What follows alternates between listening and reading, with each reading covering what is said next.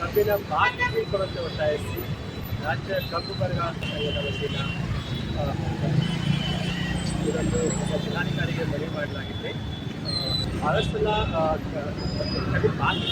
ಬಾಕಿ ಕೊಡಬೇಕಂತ ಪ್ರತಿಭಟನೆ ಮಾಡ್ತಾ ಇದ್ದಾರೆ. ಆದರೆ ಏನು ಬೇಡಿಕೆ ಏನು ಸರ್ಕಾರಕ್ಕೆ ಮನವಿಗಾಗಲು ರೈತರು ಇದ್ದಾರೆ. ರಾಜ್ಯ ಕಬ್ಬುಗಳಿಗೆ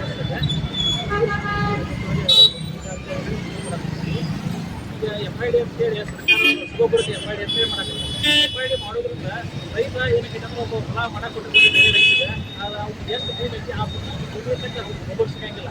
ಗೊಬ್ಬರ ಸಿಗಲಾರಕ್ಕೆ ಏನಕ್ಕೆ ಅಂದ್ರೆ ಬಿತ್ತನೆ ಟೈಮ್ದಾಗ ರೇಟ್ ಏರುಪೇರಿ ಮಾಡ್ತಾರೆ. ಈಗ 300 ರೂಪಾಯಿ ಗೊಬ್ಬರ 1600 ರೂಪಾಯಿ ಮಟ್ಟನೂ ಮಾಡ್ಕೊತಿರ್ತಾರೆ.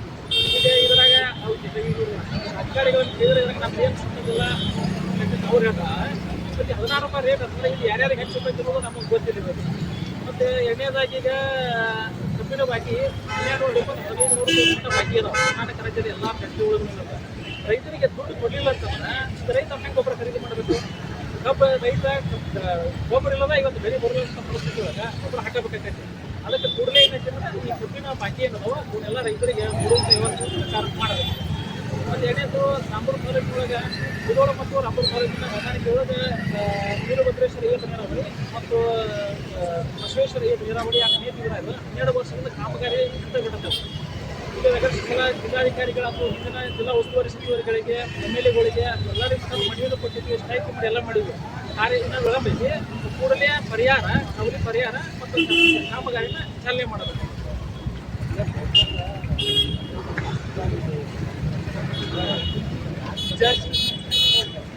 ಯಾಕೆ ಸಂಬಂಧ ಅವರು JD ಅವರು ಮಾಡಬೇಕು. ಜಿಲ್ಲಾಧಿಕಾರಿ JD ಮೀಟಿಂಗ್ ಮಾಡಿ ರೈತರ ಕರೆಸಿ ಯಾವ ರೇಟ್ ಹೆಂಗೆ ಬೋರ್ಡ್ ಮಾಡಿ ಬೋರ್ಡ್ ಹಾಕುವಂತ 1300 ರೂಪಾಯಿ ಮಠ ಮಾಡ್ಯಾರ, 1900 ಮಠ ಅದಾವ, 2000 ಮಠ ಅದಾವ, 22 ಮಠ ರೇಟ್ ಏನು ಎಷ್ಟು ಅದಾವ ಅಂತ ಗೊತ್ತು. ಮುಂದೆ ಎಷ್ಟು ಮಾಡಿ ನಮ್ಗೆ ಗೊತ್ತಿದ್ರೆ ನಾವು ರೇಟ್ ಅಂತ ಹೇಳ್ಬೋದು. ಅವ್ರು ಹಾಕಿದ್ರೆ ನಾವು ತೊಗೊಂಡು ಬರ್ಬೇಕಾಗ್ತದೆ.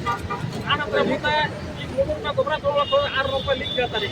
ಈಗ ನಮ್ಗೆ ಎಲ್ಲಿ ನುಸು ಗುಳಿಗೆ ತೊಗೊಳಕ್ಕೆ ಪಟ್ಟು ನುಸು ಗುಳಿಗೆ ತೊಗೊಂಡು ಗುಳಿಗೆ ಕಡೆ ಹೇಳಿದ್ರೆ ಪಟ್ಟು ನುಸು ಗುಳಿಗೆ ಅವಶ್ಯಕತೆ ಇಲ್ಲ. ನಮ್ಮ ಎಲ್ಲಿ ನುಸು ಗುಳಿಗೆ ಅಷ್ಟೇ ಅವಶ್ಯಕತೆ ಇರ್ತದೆ. ಸರ್ಕಾರ ನಮ್ಗೆ ಗೊಬ್ಬರ ಕೊಡೋದಿದ್ರೆ ನಮ್ಗೆ ಅದನ್ನು ತೊಗೊಬ ಅಂತ ರೈತರಿಗೆ ಕಿರಿಕಿರಿ ಮಾಡಬಾರ್ದು. ನಮ್ಗೆ ಏನು ಅವಶ್ಯಕತೆ ಇದೆ ಆ ಗೊಬ್ಬರ ಸಿಗುವಂಥದ್ದು ರೈತ ಈಗ ಏನು ಸರ್ಕಾರ ರೈತರಿಗೆ ಮಾಡಬೇಕು. ರೇಟ್ ಈಗ ಏನು 400 ಅದಾವ, 500 ಅದಾವ, 1300 ಅದಾವ, 1900 ಅದಾವ, 2200 ಅದಾವ. ಆಯಾ ರೇಟ್ ಗೊಬ್ಬರ ಅದಾವ. ನಾನಾ ಥರದ ಗೊಬ್ಬರಗಳು ಬರ್ತಾವೆ. ಆಯಾ ರೇಟ್ 300 ರಿಂದ 400 ರೂಪಾಯಿ ಕಡಿಮೆ ರೇಟ್ ಕಂಪಲ್ಸರಿ ಬೆಳೆಯಲ್ಲ. ರೈತರಿಗೆ ಅವು ಸಿಗುವುದಿಲ್ಲ. ಗೊಬ್ಬರ ತಗೋಬೇಕಂತಿದ್ರೆ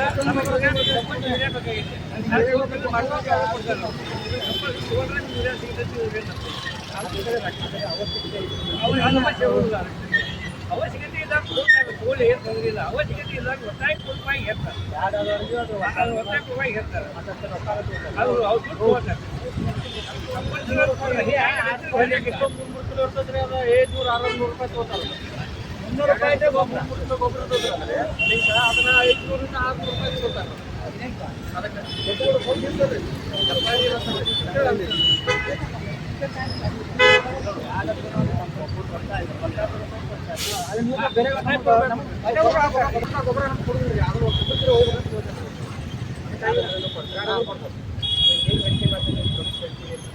ನಮ್ಮ ಪ್ರಮುಖ ಬೇಡಿಕೆಗಳು ಏನಂತಂದ್ರೆ ಬಾಕಿ ಬಿಲ್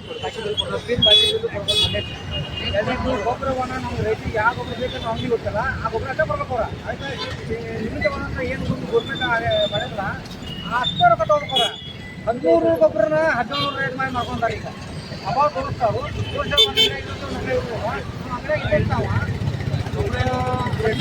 ಗೊಬ್ಬರನ 1200 ಕೊಟ್ಟು 1200 ಕೊಟ್ಟು ರೈತರು ಹೋದ್ರೆ ಅನಿವಾರ್ಯ ನಾವು ರೈತ ಸಾಲ ಮಾಡ್ಯವರು ಗೊಬ್ಬರ ಒಯ್ಯಬೇಕಾ ಬಿಟ್ಟಬೇಕಾ. ಈಗ ಅಮೆರಿಕಾದ ಸಾವುಕಾರ ಹಾಕಾರೋ ಏನು MLA ಸಾವುಕಾರ ಹಾಕಾರೋ ಯಾರು ರೊಕ್ಕ ತಿಂತಾರೆ. ತಿನ್ನೋದಕ್ಕೆ ಲಿಮಿಟ್ ಇರೋ ರೈತರ ಹಿಟ್ಟು ಮಾಡಬೇಕು. ನಾವು DC ಅವ್ರು ಬೇಡ DC ಹಾಕಿ ಅವ್ರ ನೇತೃತ್ವದಲ್ಲಿ ಯಾವ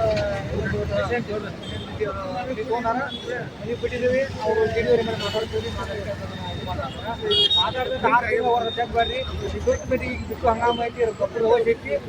ಈಗಾಗಲೇ ಅದನ್ನು ನಾವು 2 ತಿಂಗಳು ನಮ್ಗೆ ಅದನ್ನು ಪೂರೈಕೆ ಮಾಡಿ ನಾವು ಹೋಗಿ ರಾಮದುರ್ಗ ಗೋಕಾಕ 3 ತಾಲೂಕು